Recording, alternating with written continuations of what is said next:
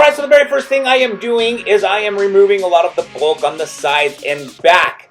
I've got a guard on the clippers. My model doesn't want to take it super short. We're going to take it quite short, but it's actually 2 guards from the bottom. So it's a little bit longer than what we've normally done. A lot of times we put the shortest guard. Sometimes we don't even put a guard. In this particular case, we put in the 3rd longest guard, or I should say the 3rd shortest guard. And so we are going to leave the sides and back a little bit longer, but still taking it nice and tight. And I am working right now on the right side, working my way to the left side. And as I work my way up, you can see I'm just scooping the clippers out. So just kind of softening the transition of where it's going to blend in on that section, on the upper half of the sides and back, when we start to incorporate that blend from the upper half of the sides and back to the top. So, carrying on, removing the bulk on the sides and back, done with the right side, almost done with the back, and right here you can see I'm carrying on to the left side.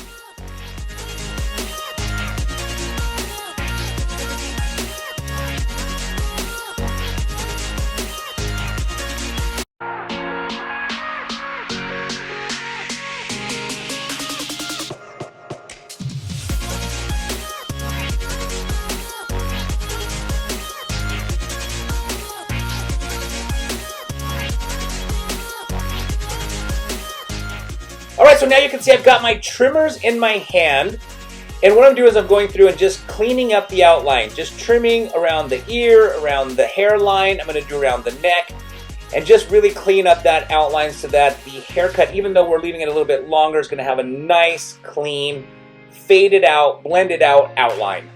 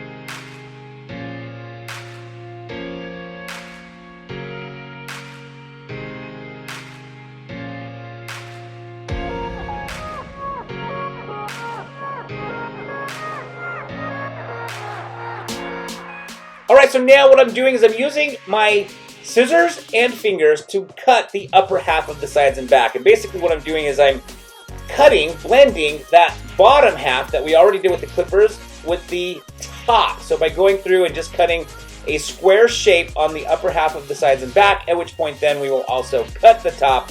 But right here, I'm just going through and blending in that shape. Right, just cleaning up that section I just did with a little bit of scissor overcomb to really just sharpen up that shape.